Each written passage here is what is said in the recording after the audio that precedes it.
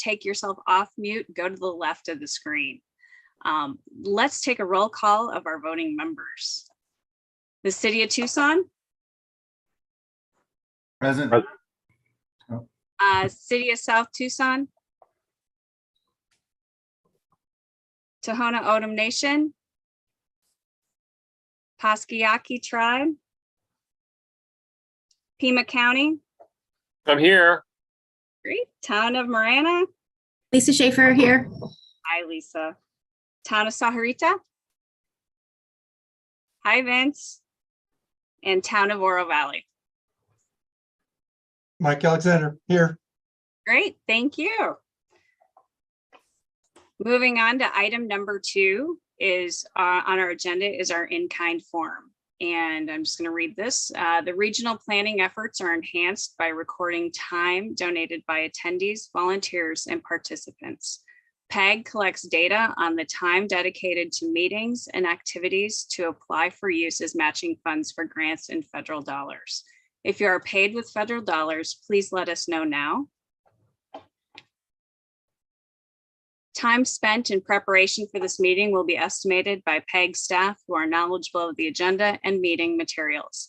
At the conclusion of this meeting, the session report will automatically calculate your time spent in the meeting. Time spent working on PAG RTA initiatives, programs, special projects may also be eligible for matching funds. Okay, so James. Yes.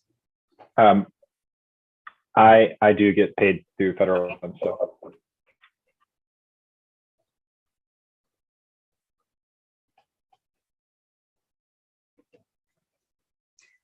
Okay, thank you.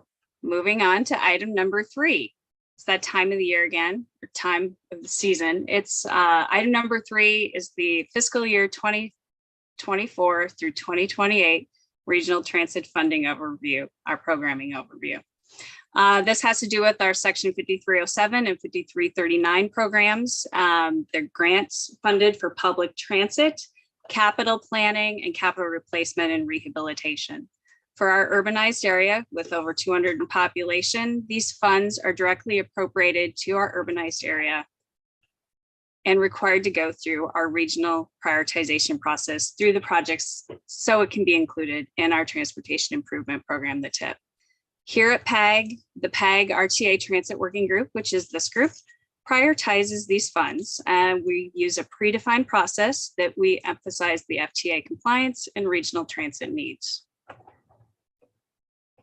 There was a NOFA that was sent out August 4th. That was also included in your agenda. And the NOFA outlines our PAG 24 through 28 TIP development process and funding notification. This gave information to all of our jurisdictions on how the process is going to be started and what is relevant to the Transit Working Group. The memo also outlined the funding available for the 5307, 5337, 5339, and the STBG Flex funds. As we've done in the past with our past cycles, this group, we distribute an application and we request all of our members who are eligible to apply for the funds and submit those. I will send that, Preston and I will send that out in the next day or so. And we're hoping for a due date as the 25th of August. This timeline will then kick off the discussions that will start and commence in September with our September Transit Working Group. We'll look at all the projects that have been submitted. This is the same process that's been done in the past. And we do have the tentative dates scheduled. I sent it out at the end of July. For what dates do I have? The next meeting will be September 13th, then October 11th, and then November 8th if needed. And we will release the application in the next few days. Does anybody have any questions?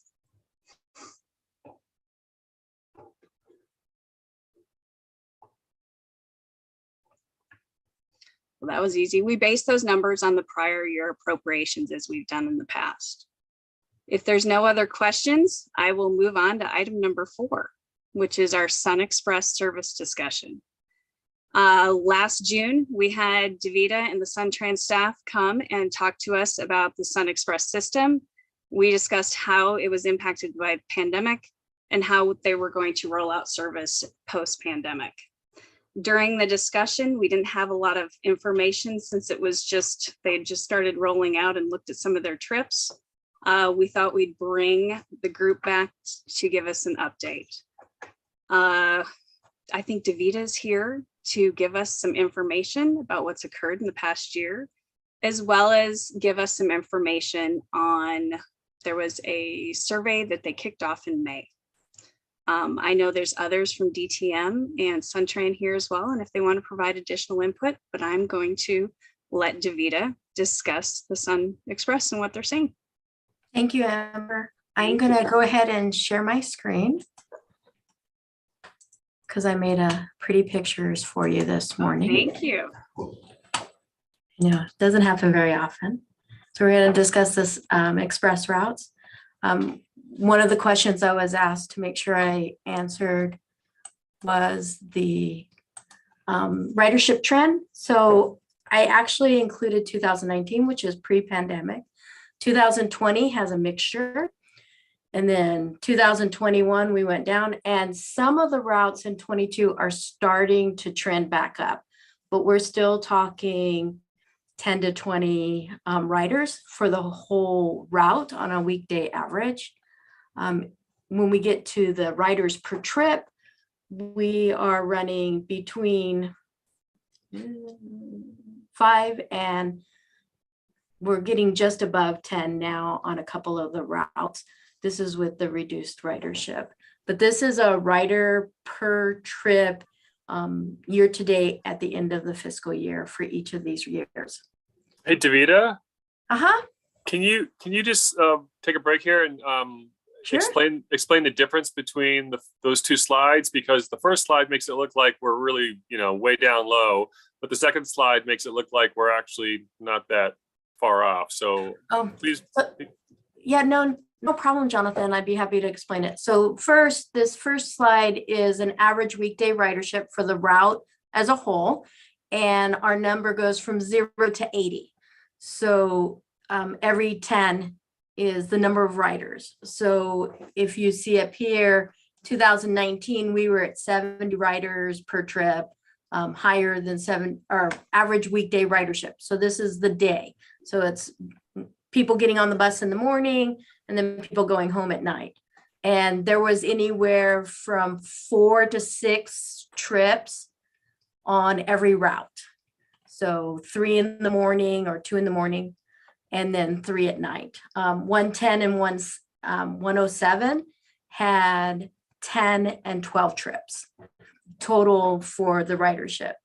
Now we are a couple of them have, like the 101 has 2 trips in the morning, 2 trips in the afternoon, but most of the routes are down to 1 trip in the morning and 1 trip in the afternoon.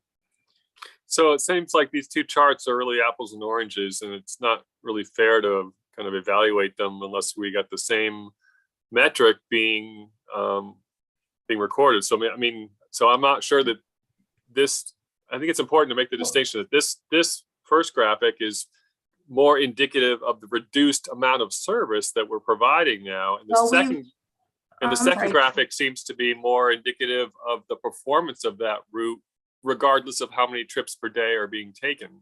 Right. The thing on the average daily ridership that'll help is 2021 and 2022. And the middle of 2020, all the trips were reduced. So 21 and 22 is both with the exact same number of trips. We reduced the number of trips on the expresses in 2020 when everybody went home to work from home.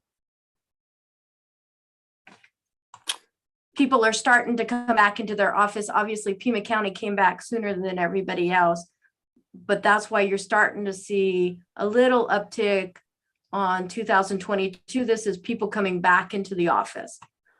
Yeah, I just think that this table is really more showing the provision of service than it is ridership trends. Let's go to the second slide because I think that's a lot more telling and more. Right. And so this is ridership per trip, and as you can see, it's from 0 to 40. That's the trend, the line on the vertical line. And so pre-pandemic, we had 10. Right after we reduced some of those trips, we still had really good ridership. In fact, the expresses were trending up at the beginning of the pandemic, and then everything crashed. And then the yellow and the orange, again, are 2021 and 2022. And we're having a hard time getting over the number 10 because the second line is 10 riders per trip, regardless of how many trips that route has available. So is it not true that if you provide more trips, we're going to have more riders? I don't know. So that's the question. That's the question. I mean, it's undetermined by this data that if we provided more trips, we'd get more riders. But if you look at 2019, we had a lot more trips than we do now. And we didn't have more riders. We didn't have that many more riders depending on the route. Yeah. So maybe we're running more efficiently now than we were back in 2019.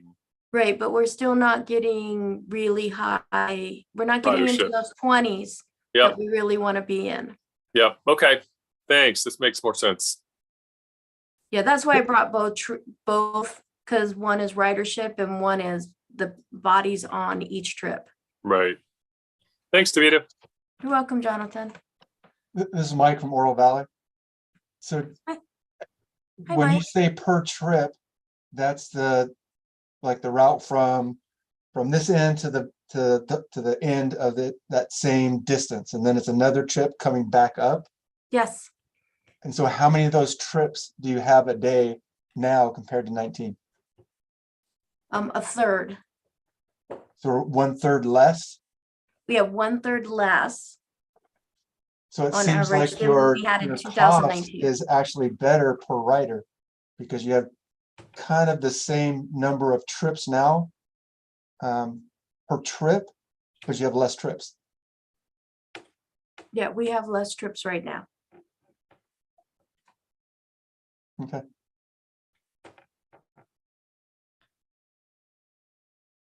And then Amber asked about the mini survey. So we've been having data collectors ride the different express trips and pass out a strip card.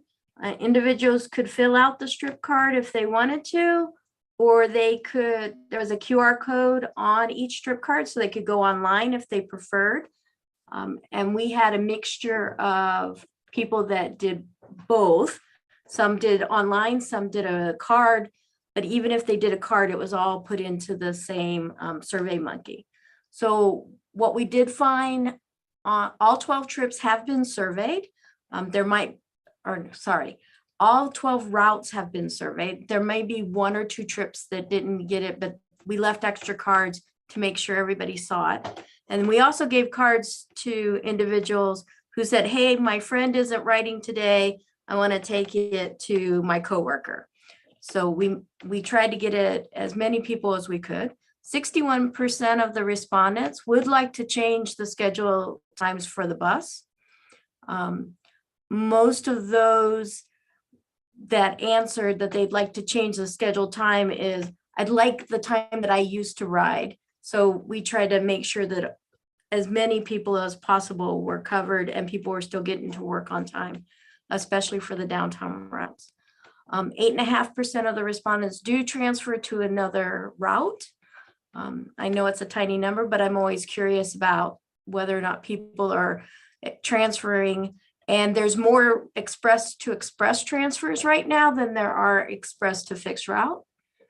And one of the questions we asked, because we have been doing the ride guide for the express routes online only, was how would you prefer to do it? So most people are using the online at centren.com or the Centren app. There is about 1/3 of the ridership that would like us to bring back the printed schedule. And a couple of people called customer service. And then the other thing we asked was some of your demographics. So we got an average household size, race and ethnicity, because these are Title VI, and I always want to know what kind of, who's riding the bus. So this is who's riding the bus based on the demographics. Davita, do you have any more data than what you reported on the income? So do you have any indication of how many people, what, above 50,000, or do you just ask above 50 and below 25 and less? No, we asked a little more refined. Let me see if I can grab it real quick.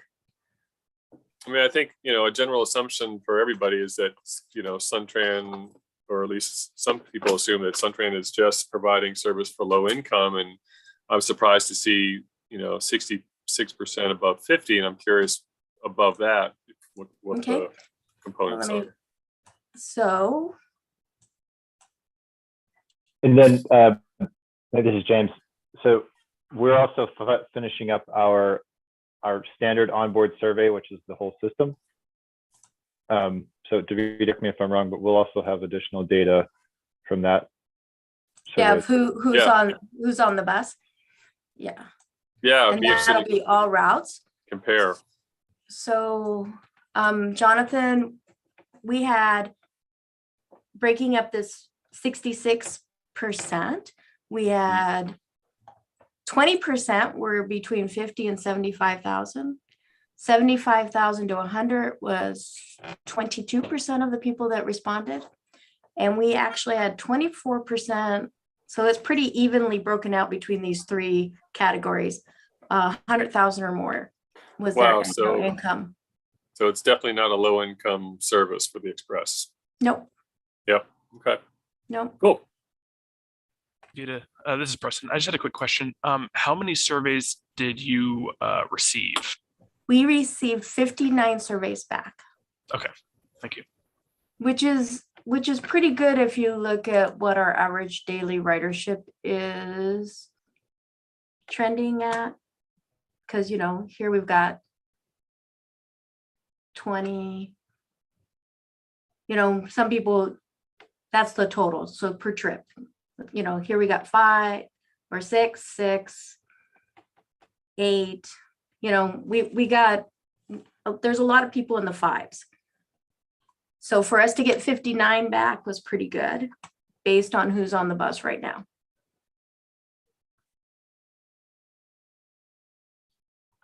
And then the last question, which was really important, was what kind of comment would you like to give us?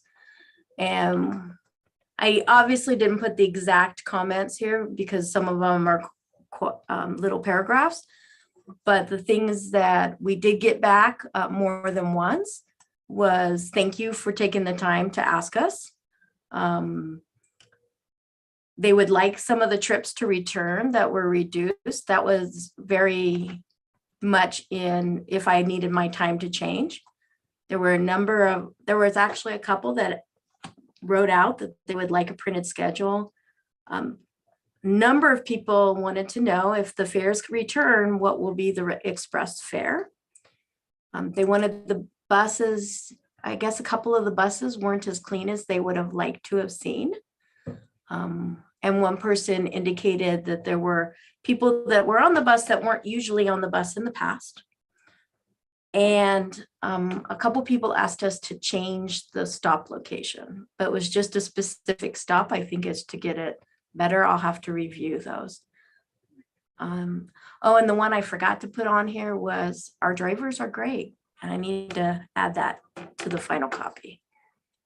So that's where I'm at with comments. This was the end of my presentation. Did you have any more questions?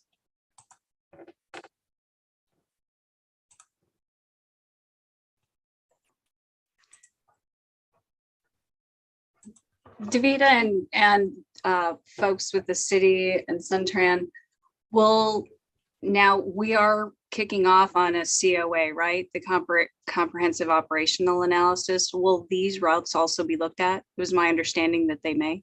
Yes. Okay. All routes will be reviewed. think that data will be important. What is that? What's the timeline on that? I'll defer to James. Yeah. I literally just got an email today from the project manager at the firm that we selected. And so she's asking about, meeting with the larger group. So what I'll probably try to do is schedule a meeting to kick off the kickoff meeting with them, which would of course include, PAG-RTA. And whenever that meeting's, then we'll get rolling from there. So we are ready to start.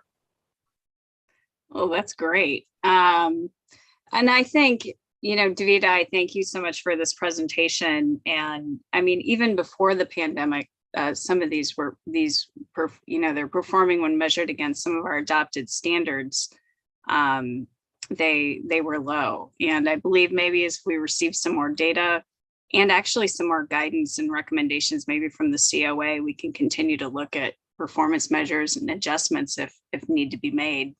And I know there's been some other interest for other type of express routes too, that might be of interest. Right. And we are getting more requests for service to come back, but that's as offices open. So, as people are still working at home or predominantly working at home, they're not riding the bus, but we do have requests on a regular basis. And then we also have to balance that with our workforce capabilities. So it's not just any one answer. It all has to kind of meld together. No, I would agree. And when you look at it, when you're saying that you're seeing requests, are there more from it? I'm assuming they're more route specific. Are you seeing them particularly on one particular route, or is it just kind of spreading out through all of them? It's kind of spreading out. It's as more people are returning to campus, the routes that service the U of A have a couple of requests. As more people return to downtown, we're getting requests. But it's all over the specific trip, or the specific route is all over the place. I have a personal request for a trip to come in, but there's not enough ridership on the trip that I would like to have come back. So it's definitely, we're looking at it really closely. I have a personal invested interest, and I still have to make sure that I'm doing the best for the system. Well, thank you. Are there any additional questions or comments from DTM or Suntran? I just wanted to make one more comment that generally ridership is returning across the system. So it's we are seeing strong returns of people using it again. So that's a positive trend. Just wanted to mention that. Well, and when you were talking, I'm sorry. Yeah, we're also seeing on the Sun Shuttle and maybe in the next month we give an update on some of our ridership trends. Some of our fixed routes are back to pre-pandemic and even better. I would like to revisit what are the good measurements for the express routes. What is a good enough number of people for a ridership? What are the different things that we want to see the express routes do? How productive do we want the express routes to be? Do we care if they're only carrying 5 people? Some of these questions I would really like to open up to the larger group as we keep going forward and evaluate how we're going to change the expresses. Yeah, I would agree with that, Davida. We, a few years ago, probably like 5 years ago, at this point, we kind of do that exercise in this meeting, in this group, where we looked at, what does it mean for the express system to perform And we came up with some measures at that time. But it's probably worth going through that exercise again. And it might be something that ends up happening as part of the COA. One of the things that we've asked them to do is help us define service performance measures. So, this group could either choose to adopt what comes out of the COA if something comes out of the COA specific to the express service, or we could go through that exercise again of looking at, how the system has performed over the years. How does it compare with peer systems? What are we trying to accomplish with the next route? Is it meeting its goals, even if its ridership isn't as high? All that stuff that, you all were just mentioning. I see Steve, you have your hand raised. Yeah, I have, it's a follow-up. Actually, it was a thought I had before James started talking, and he hit a lot of the points I did, but I was going to make, I guess my feedback was going to be express service that I've seen is far more productive than what we've got. And I pose the same questions in the COA that James does, is if you look at our peers and our productivity is at X and it's so far below what our peers are carrying, start asking questions about why. Is it the density of employment downtown, the lack of a parking issue, the lack of congestion, the lack of big time fare subsidies from employers? What is it that's causing ours to not be as productive? And if it's not, then in addition to maybe changing our understanding about how we think they ought to perform, are there alternative ways to provide the service, understanding it's going to have low numbers to make it more productive?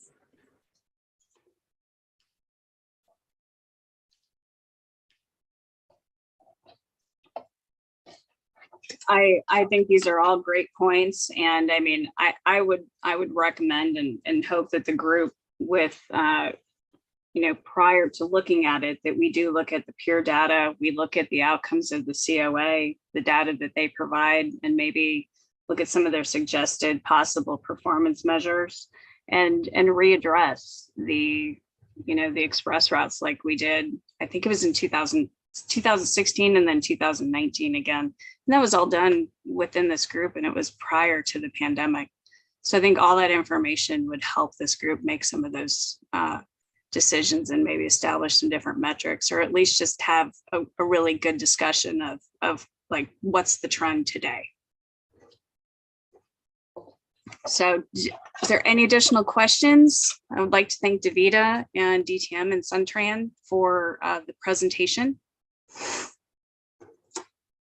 Moving on, I just want to go to our item 5, if there's any regional transit service updates. If Steve, Rhett, James have any input or information you want to give the group. But we had discussed, and you brought it up, James, about the onboard survey results, and we'd like to get some information on that. And I know they're finishing it up. Is that correct? Davida, you've got your finger on that. Yeah, It's my turn. okay, Yes. Davida, it's your turn. I don't know the progress on that. I haven't seen any information on it. So we do have a final draft. We have a meeting on Thursday to discuss the final, and then it'll be ready and it'll be attached with our Title VI program. So we'll be able to present that next month or at a later date, but it will be available by the end of August. Okay, great. Any additional information on Suntran?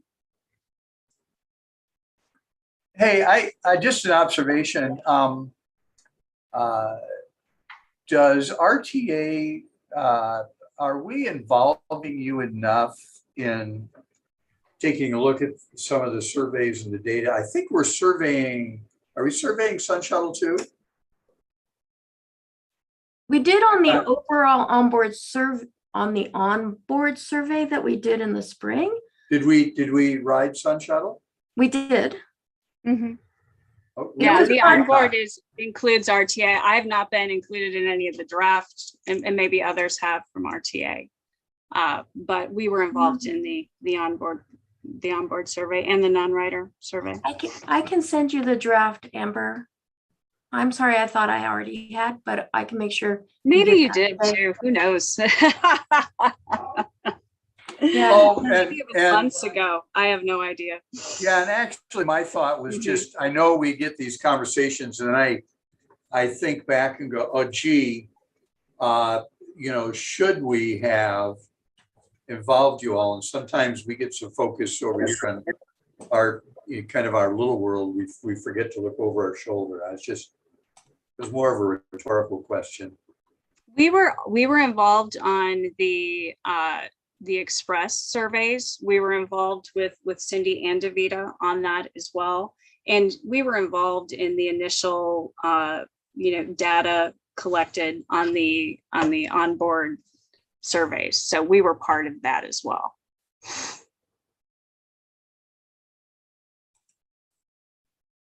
Any updates from Oro Valley?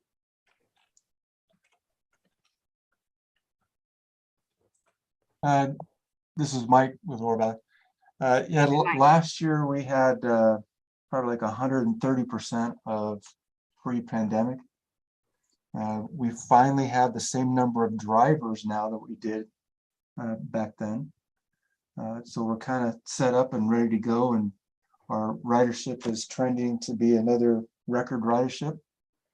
Last year we beat our previous annual ridership by a little over 9%. So we are off and running. That's great. We're seeing on our fixed route, we are seeing, ridership increases, particularly on our AHO run and some of our AHO services, and 430 and 440. The dial-a-ride, the ADA dial-a-ride is still not back to those levels. We're still seeing probably 60 to 70% of their pre-pandemic levels in the ADA. The general public dial-a-ride services have increased in our about to pre-pandemic levels. I would imagine once we start charging, our ridership will come down a little bit. The biggest percentage of riders right now increase is from seniors. So once we start charging, and everybody on fixed income, that might come down again. I think a lot of it is just they increase their number of trips in a week.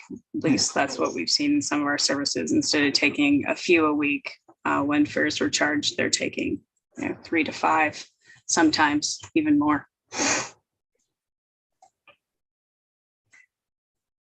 Well, is there any additional comments? Any other items we'd like to see? I see Dick and Davita. Dick? Yeah, Amber, you mentioned Sun Shuttle. We haven't had an update on the Sun Shuttle down in the Sahuarita Green Valley area in quite a while. Possibly in the next month or so, I'd like to see if we could get an update on what's going on there. Absolutely, we can provide that. Okay, thank you. Oh, thank you. Davita, did you have your hand raised, or were you going to speak? Is there anything? No, I forgot to mute myself. That's all. Well, I want to thank everyone. You will be seeing the application that is coming out for the programming for the fiscal year 24 through 28. If you have any questions, feel free to shoot Preston or myself anything, or you need additional information. Put on your calendar that our next meeting will be on September 13th. And if there are no other announcements, we'll adjourn the meeting. And I thank you all for participating. Thanks, Amber. Amber. Thanks, Amber. We'll see you later. See you. Thank you. Thank you. Goodbye.